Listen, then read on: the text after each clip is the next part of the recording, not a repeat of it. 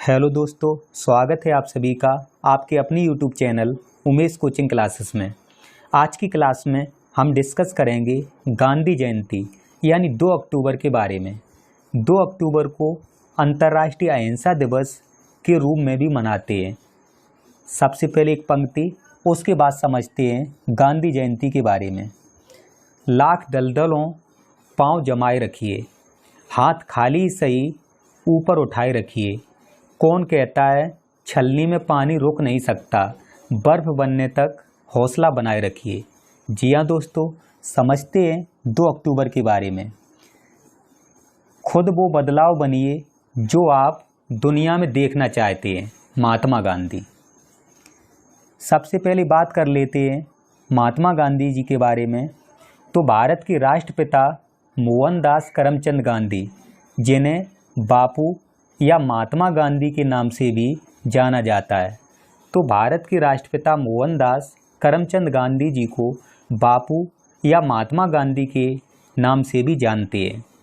इसके बाद महात्मा गांधी जी का जन्म कब एवं कहाँ हुआ था, तो आपको याद रखना है 2 अक्टूबर 1869 यानी 2 अक्टूबर 1869 को पोरबंदर गुजरात के पोरबंदर में हुआ था। इस दिन को विश्व अहिंसा दिवस के रूप में मनाया जाता है, यानी 2 अक्टूबर को विश्व अहिंसा दिवस के रूप में भी मनाते हैं। इनके पिता का नाम करमचंद गांधी था। यदि महात्मा गांधी जी के पिताजी का नाम पूछा जाता है तो आपको याद रखना है करमचंद गांधी। इनकी माता का नाम पुतलीबाई था। महात्मा गांधी जी की माता का नाम पुतलीबाई था। इसके बाद नेक्स्ट समझते हैं इनकी पत्नी का नाम कस्तूरबा गांधी। इनकी पत्नी का नाम कस्तूरबा गांधी था। इनके राजनीतिक गुरु की बात की जाए तो आपको याद रखना है गोपाल कृष्ण गोखले। इनके राजनीतिक गुरु थे गोपाल कृष्ण गोखले। इनके आध्यात्मिक गुरु थे लियो टॉलस्टॉय। इनके आध्यात्मिक गुरु की अगर बात करें तो आपको याद रखना है लियो टॉलस्टॉय। इसके बाद इनके प्रमुख उपनाम जानते हैं। जैसे अगर बात करें राष्ट्रपिता, तो इन्हें राष्ट्रपिता कहा सुभाष चंद्र बोस ने। इसके बाद अगर बापू की बात करें तो इन्हें बापू का पंडित जवाहरलाल नेहरू ने। इसके बाद महात्मा का रविंद्रनाथ टैगोर ने। अर्धनग्न फकीर ये कहा विंस्टन चर्चिल ने। नेक्स्ट है इनकी मृत्यु 30 जनवरी 1948 यानी 30 जनवरी 1948 में नाथूराम गॉडसे द्वारा गोली मारकर की गई थी। इनकी मृत्यु 30 जनवरी 1948 में नाथूराम गॉडसे द्वारा गोली मारकर की गई थी। नेक्स्ट है गांधी जी दक्षिण अफ्रीका से भारत कब आए, तो आपको याद रखना है गांधी जी दक्षिण अफ्रीका से भारत 9 जनवरी 1915 में आए थे। तो डेट याद रखना है आपको 9 जनवरी 1915। अगर बात करें 9 जनवरी को किस दिवस के रूप में मनाते हैं, तो आपको याद रखना है प्रवासी भारतीय दिवस। 9 जनवरी को प्रवासी भारतीय दिवस के रूप में मनाते हैं। इसके बाद नेक्स्ट समझते हैं पहला सत्याग्रह जो चंपारण सत्याग्रह नाम से जाना जाता है, कब हुआ था, तो आपको याद रखना है 1917 बिहार में। तो पहला सत्याग्रह 1917 में यानी 1917 में हुआ था।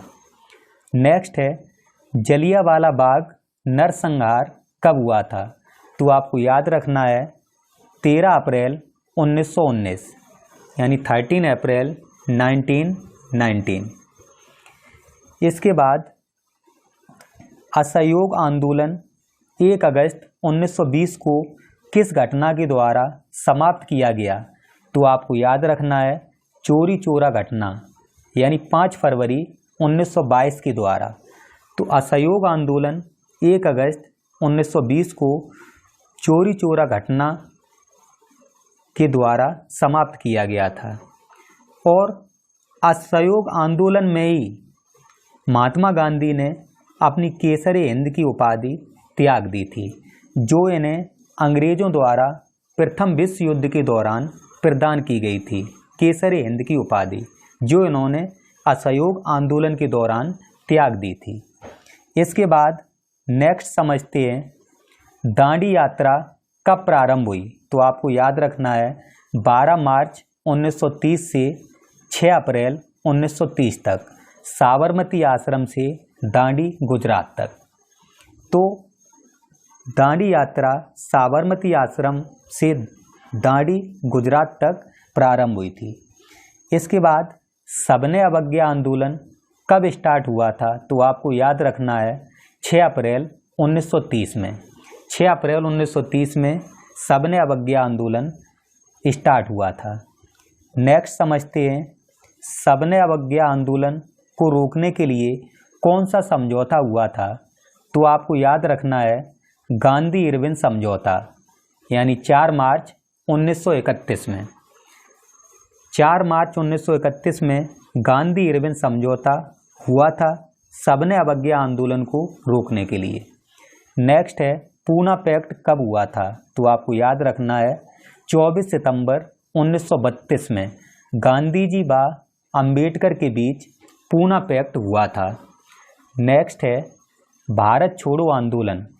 तो भारत छोड़ो आंदोलन 9 अगस्त 1942 में प्रारंभ हुआ था। नेक्स्ट है करो या मरो का नारा किसने दिया था। तो आपको याद रखना है महात्मा गांधी ने। करो या मरो का नारा महात्मा गांधी ने दिया था।